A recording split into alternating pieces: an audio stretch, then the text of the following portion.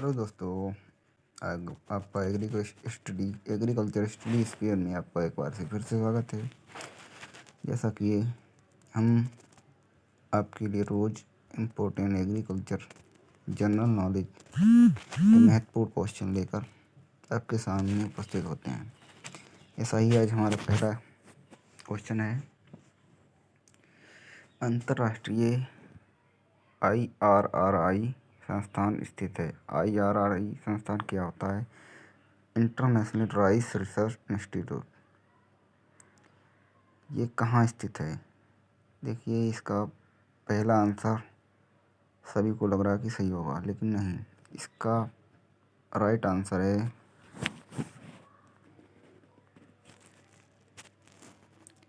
सी, कि लास पाओस, जो फिलीपींस में ही स्थित है। लेकिन पहला इसके था मनीला।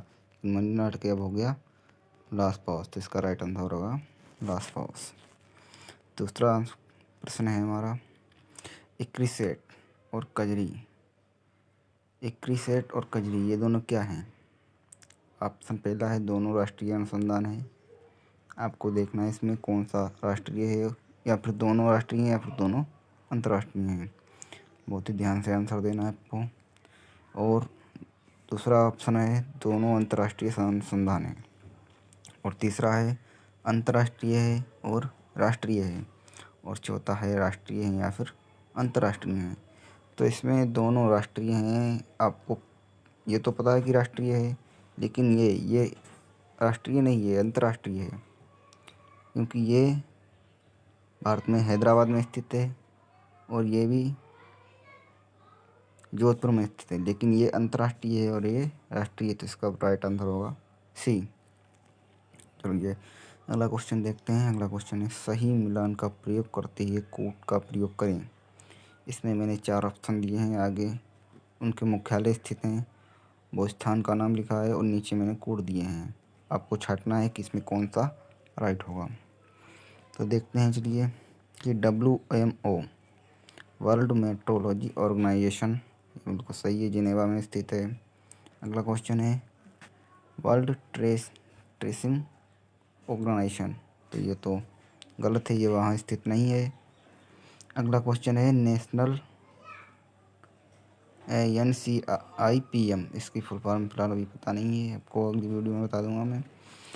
तो ये भी इटली में स्थित नहीं है। अगला क्वेश्चन है, अगला ऑप्शन है FAO food agriculture organisation, agriculture क्षेत्र में सबसे बड़ा अनुसंधान, तो ये रोम इटली में स्थित है। तो पहला और चौथा सही है, तो इसका राइट आंसर होगा सी। कहने का मतलब पहला WMO जेनेवा में स्थित है और FAO रोम इटली में स्थित है। तो इसकी बात कर लेते हैं। WTO ये कहाँ स्थित है? तो ये स्थित है इटली में। और NCIPM ये नई दिल्ली में स्थित है। चलिए अगला क्वेश्चन देखते हैं। अंतर्राष्ट्रीय मृदा दिवस, कहने का मतलब अंतर्राष्ट्रीय मृदा दिवस कब मनाया जाता है? तो ये थोड़ा टाइपिंग में थोड़ा गलती हो गई। चलिए अगला क्वेश्चन देखते हैं।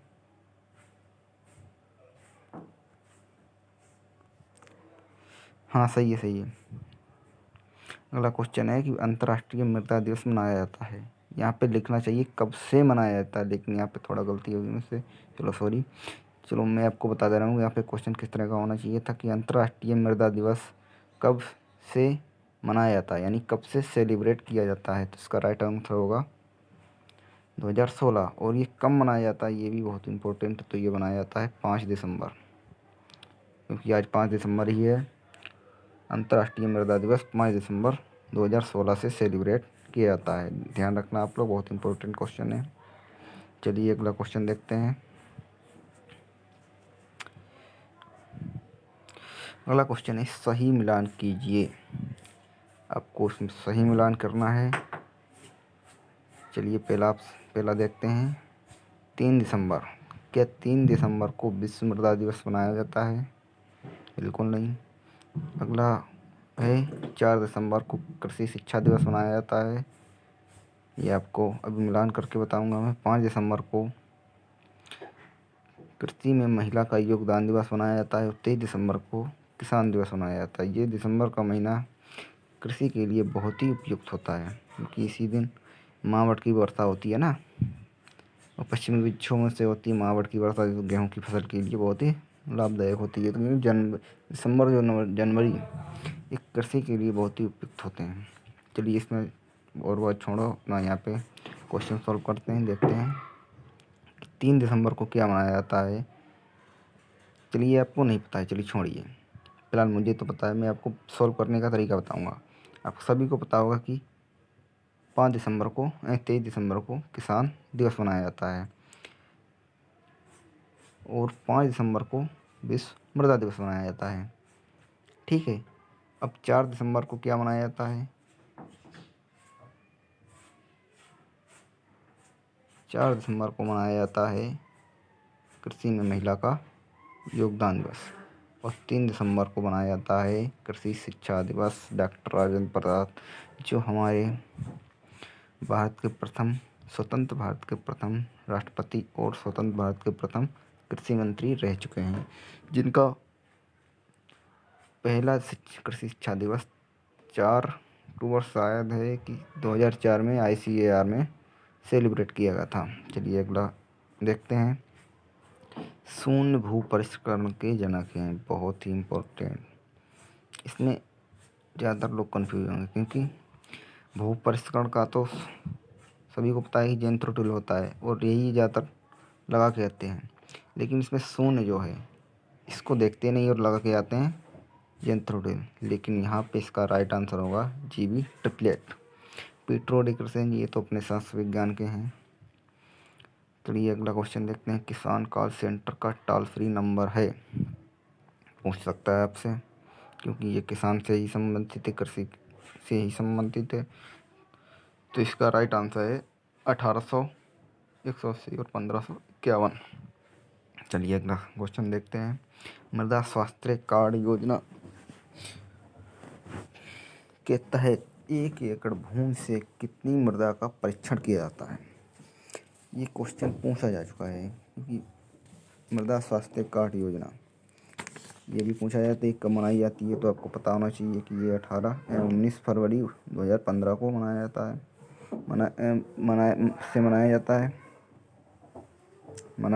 ये लागू किया गया था ये नियम। तो इसका राइट आंसर होगा 500 ग्राम। 500 किलोग्राम तो बहुत हो जाएगा यार, 500 ग्राम। चलिए अगला क्वेश्चन देखते हैं।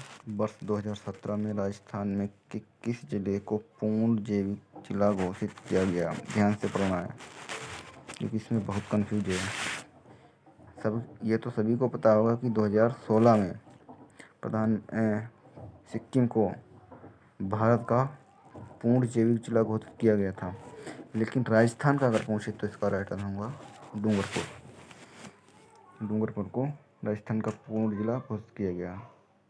चलिए अगला क्वेश्चन देखते हैं। न्यूनतम समर्थन मूल्य किस आयोग द्वारा लागू किया गया? MSP जिसको शॉर्टकट में बोलते हैं, ये किस आयोग द्वारा लागू किया जाता है या किया गया? फिलहाल किया जाता होना चाहिए, लेकिन यार थोड़ी गलती हो जाती है लिखने में बहुत।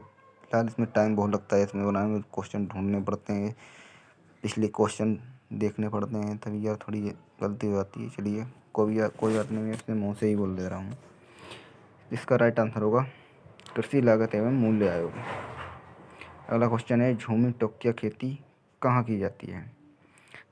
पश्चिम भारत में, राजस्थान में, पूर्वी भारतीय राज्यों में या पश्चिमी राज्यों में? तो ये खेती की जाती है पूर्वी भारतीय राज्यों में। अगला क्वेश्चन है। कृषि वर्ष होता है, कृषि वर्ष कब होता है?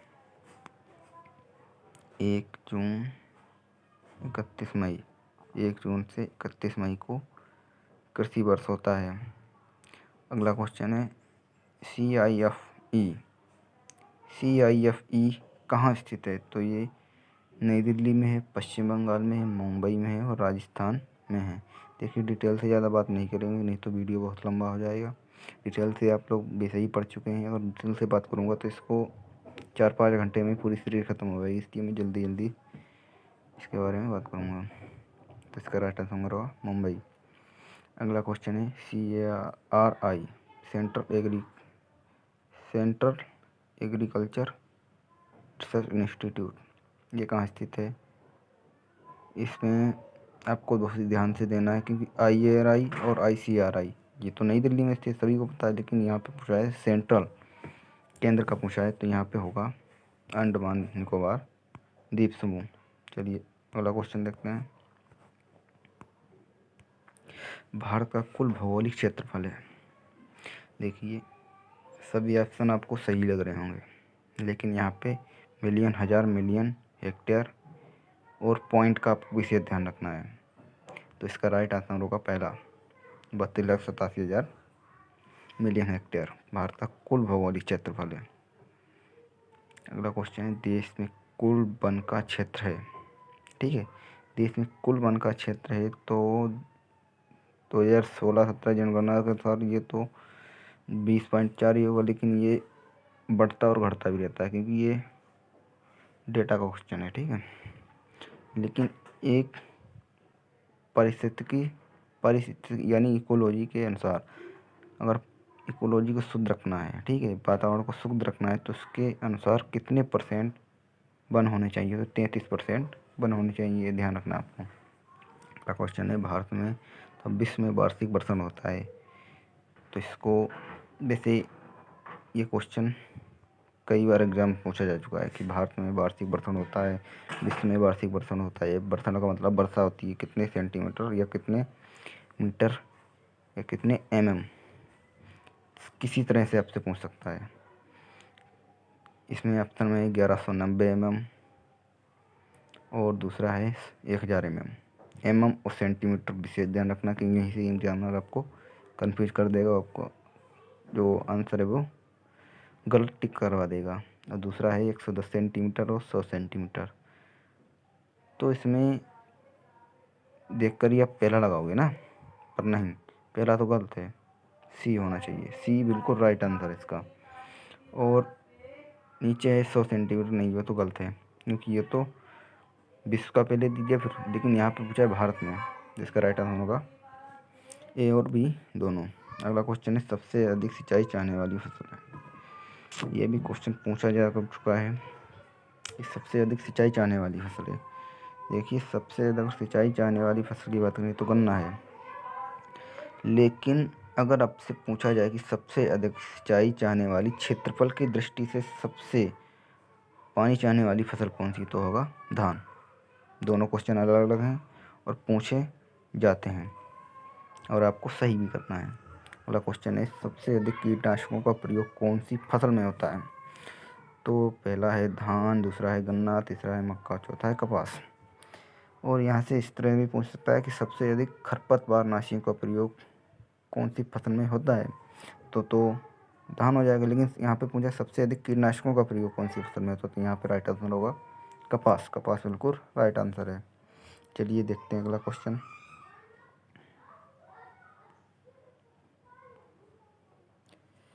अगला क्वेश्चन है गन्ने की खेती सर्वप्रथम शुरू की गई, कि गन्ने की खेती सर्वप्रथम किन देशवासियों के द्वारा शुरू की गई? जापान के द्वारा की गई थी, चीन के द्वारा की गई थी, पुर्तगालियों के द्वारा की गई थी, या फिर ब्राज़ील के द्वारा की गई थी? देखिए यहाँ पे आपने ये तो पढ़ा हुआ कि गन्ने की सबसे खेती ज़्यादा ब्राज़ील में होती है, लेकिन सबसे पहले खेती शुरू किसके द्वारा की गई थी? तो इसका राइट आंसर होगा पुर्तगालियों के द्वारा। मैंने क्वेश्चन बहुत ही हिसाब से बनाया है, क्योंकि आपको लग रहा होगा यार इसको ब्राज़ील होगा, लेकिन नहीं, इसका राइट आंसर होगा सी, पुर्तगालियों के द्वारा। अगला क्वेश्चन है कालीबंगा सभ्यता से किसके अवशेष मिले हैं? तो ये तो जिसने पढ़ रखा तो वे तो पहला और दूसरा वो तो वैसा ही नहीं लगाएगा। अब तीसरे में ये कन्फ्यूज हो जाएगा कि कपास, इसमें कपास के तो मिले हैं, कहीं तीसरा तो सही नहीं है, लेकिन नहीं, सबसे ज़्यादा अगर अवशेष मिले हैं चना, सरसों और कपास, तो इसका राइट आंसर होगा डी, कपास के मिले हैं। अगला क्वेश्चन देखते हैं कि संयुक्त कृषि विभाग की स्थापना की गई। यानी कि पहले जो हमारा एग्रीकल्चर डिपार्टमेंट था, एनिमल हस्बेंड्री यानी पशुपालन विभाग और कृषि विभाग, ये संयुक्त कृषि विभाग से स्थापित किए गए थे। तो इसका राइट आंसर होगा 1871 में। अगला क्वेश्चन है, भारतीय मौसम विज्ञान की स्थापना की गई थी।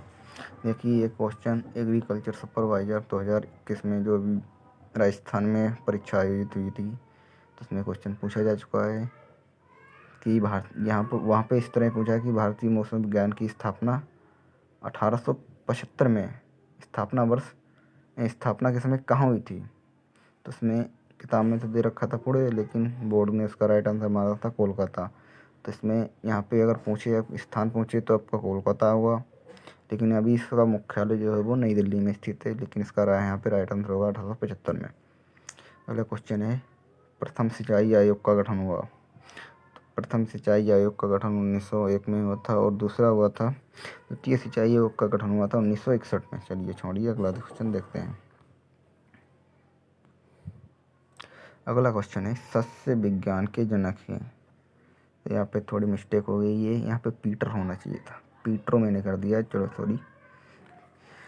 अगला ऑप्शन है जेंथ्रोटुल, और तीसरा है हुगो डू ब्रिज, और चौथा है MS स्वामीनाथन। तो इसका राइट आंसर होगा ए, पीटर डी क्रसेंजी। और जेंथ्रोटुल क्या थे? जेंथ्रोटुल थे ये टिलेज, जिसको बोलते हैं भू प्रशिक्षण के जनक, और खरपतवार यानी कि वीड, जिसको हम खरपतवार बोलते हैं, जो शब्द दिया था वो जेंथ्रोटुल ने ही दिया था। यानी कि एक पुस्तक भी थी, HHS हार्स होइंग हस्बेंड्री, यानी जुताई बुवाई से पहले जुताई। और तीसरा है हुगो डू ब्रिज, ये तो सभी जानते हैं कि ये उत्परिवर्तनवाद के जनक हैं। और चौथा है डॉक्टर MS स्वामीनाथन। देखिए डॉक्टर MS स्वामीनाथन का कृषि के क्षेत्र में बहुत बड़ा योगदान रहा है, क्योंकि इन्हीं के द्वारा 1966 और 67 को हरित क्रांति आई थी गेहूं की फसल पे। तो इसका डिस्कस इन साइंटिस्ट का डिस्कस मैं अगले वीडियो में विस्तार से करूँगा। अगला क्वेश्चन है, भारतीय कृषि विज्ञान, यानी यहाँ पे थोड़ी मिस्टेक हो गई, भारतीय कृषि विज्ञान अनुसंधान संस्थान की स्थापना सर्वप्रथम किस वर्ष, सबसे पहले जो कहाँ की, किस वर्ष और कौन सी नदी पर की गई थी। यहाँ पे ये तो एग्जाम में पूछा जा चुका है कि किस वर्ष की गई थी, लेकिन ये अभी तक शायद मेरे हिसाब से नहीं पूछा है कि कौन सी नदी पर की गई थी। अगर पूछा है तो फिलहाल मेरे नॉलेज में तो नहीं है, लेकिन यहाँ पे अगर इसका राइट आंसर है तो वर्ष 1905 और गंडक नदी के किनारे पूसा दरभंगा बिहार में की गई थी, जो इस टाइम अगर देखा जाए तो नई दिल्ली में है स्थित है। अगला क्वेश्चन है, बंगाल में अकाल पड़ा था और कौन सी फसल पर पड़ा था। दोनों एक साथ होने चाहिए तब आपका राइट आंसर होगा। इसमें दे रखा है कि 1944 तीनों में दे रखा है, शायद सभी को पता भी होगा 1944 में, लेकिन ये नहीं पता है कि धान का भूरी पत्ती दब्बा पे पड़ा था।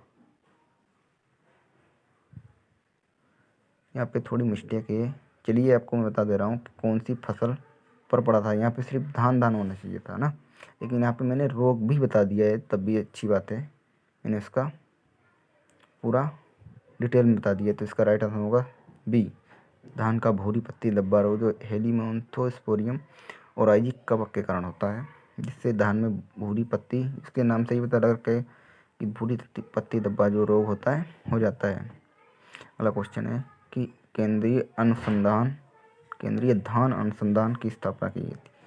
तो केंद्रीय धान अनुसंधान की स्थापना 1946 में कटक उड़ीसा में की गई थी, कटक उड़ीसा में। अगला क्वेश्चन है, 1920 में गुड़गांव प्रोजेक्ट चालू किया गया। 1920 में, इसमें दो क्वेश्चन बन सकते हैं कि गुड़गांव प्रोजेक्ट कब चालू किया गया था, और इस तरह भी पूछ सकता है कि 1920 में गुड़गांव प्रोजेक्ट चालू किया गया था किस साइंटिस्ट के द्वारा। ठीक है, तो इसका राइट आंसर होगा 1900 FL ब्रायन द्वारा। चलिए अगला क्वेश्चन देखते हैं कि अंत्योदय योजना की शुरुआत की गई थी। अंत्योदय योजना की शुरुआत कब की गई थी? अंत्योदय योजना का मतलब ये जो हमारे हर महीने जो कार्ड हैं इन पे गल्ला मिलता है हर वर्ष गरीबों को, उसकी इस योजना की शुरुआत कब की गई थी? तो 1976 में की गई थी। अगला क्वेश्चन है, ट्राइसेम की स्थापना की गई थी। इसकी फुल फॉर्म होती है ट्रेनिंग टू रूरल यूथ सेम एम्प्लॉयमेंट, यानी ग्रामीण के जो 18 से 35 वर्ष के जो नौजवान होते हैं उनको स्वरोजगार के लिए प्रशिक्षण देना। तो इसकी स्थापना की गई थी 15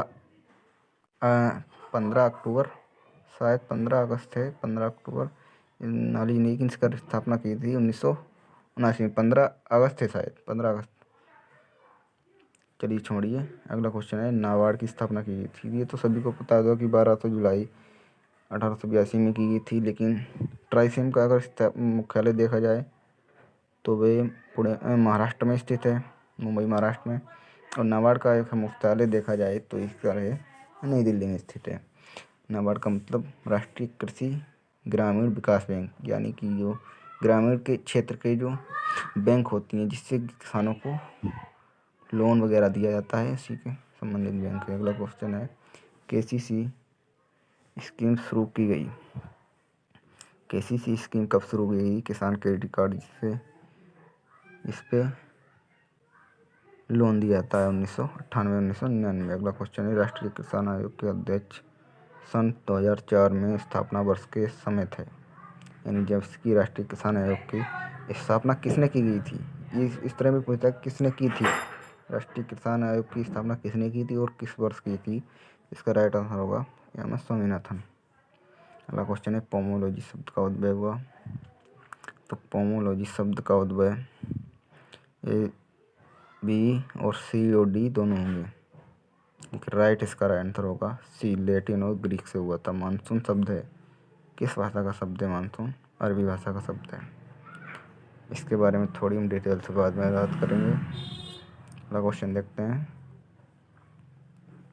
मृदा में कार्बन डाइऑक्साइड की मात्रा, वेरी वेरी इंपॉर्टेंट क्वेश्चन है, एक बार नहीं हजारों बार पूछा जा चुका है। क्या होता है? अब्सेंट होती है, यानी कि उसमें कार्बन डाइऑक्साइड मृदा में होती नहीं है। अगला क्वेश्चन, 0.25 से 0.3% और 3000 ppm या 0.03%।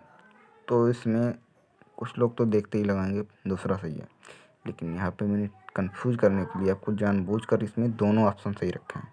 ये तीसरा और दूसरा दोनों सही हैं, क्योंकि अगर इसको पीपीएम में बदलेंगे तो 3000 ppm इसका आंसर आएगा।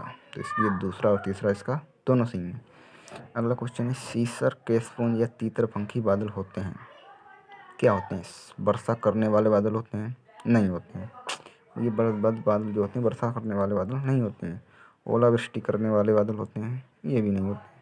इसका राइट आंसर होगा सी, जो वर्षा रहित होता है। अधिक ऊंचाई पर जो काले काले बादल होते हैं केशपुंज, जिसको बोलते हैं घने घने जो होते हैं, इसीलिए इसका नाम केशपुंज, यानी केश के आकार के ये रेसे इसमें बाद में होते हैं ना, ऊंचे पर होते हैं, वर्षा रहित होते हैं, ये वर्षा नहीं करते हैं।